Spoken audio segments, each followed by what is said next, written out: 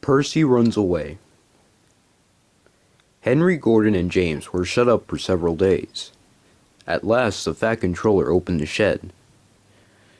"I hope you are sorry," he said sternly, "and understand you are not so important after all. Thomas, Edward, and Percy have worked the line very nicely. They need a change, and I will let you out if you promise to be good." "Yes, sir," said the three engines, "we will." "That's right. But please, remember that this no-shunting nonsense must stop." He told Edward, Thomas, and Percy that they could go and play on the branch line for a few days. They ran off happily and found Annie and Clarabelle at the junction. The two coaches were so pleased to see Thomas again, that he took them for a run at once. Edward and Percy played with trucks. "Stop! Stop! Stop!" screamed the trucks as they were pushed into their proper sidings, but the two engines laughed and went on shunting till the trucks were tidily arranged. Next, Edward took some empty trucks to the quarry, and Percy was left alone. Percy didn't mind that a bit. He liked watching trains and being cheeky to the engines. "Hurry, hurry, hurry!" he would call to them.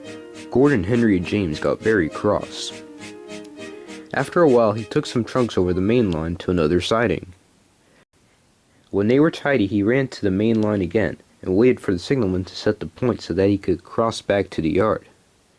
Edward had warned Percy, "Be careful on the main line. Whistle to tell the signalman you are there." But Percy didn't remember to whistle, and the signalman was so busy and forgot about Percy. Bells rang in the signal box. The man answered, saying that the line was clear, and set the signals for the next train. Percy waited and waited. The points were still against him.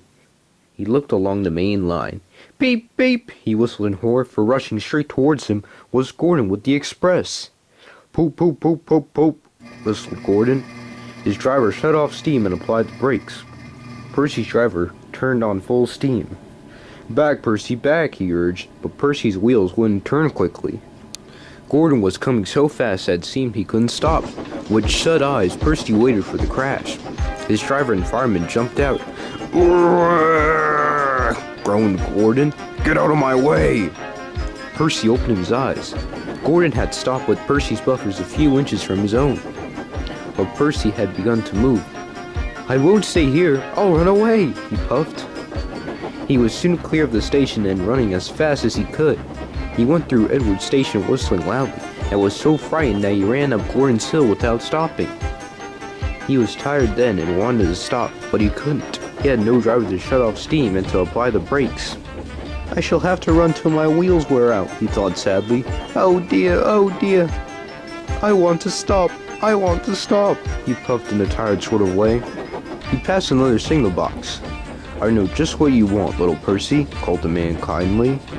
He set the points and Percy puffed wearily onto a nice empty siding, the big bank of earth. Percy was too tired now to care where he went. "I want to stop, I want to stop. I have stopped," he puffed thankfully as his bunker buried itself in the bank. "Never mind, Percy," said the workman as they dug him out. "You shall have a nice drink and some coal, and then you'll feel better." Presently, Gordon arrived. "Well done, Percy. You started so quickly that you stopped a nasty accident." "I'm sorry I was cheeky," said Percy. "You were clever to stop." Percy now works in the yard and finds coaches for the trains.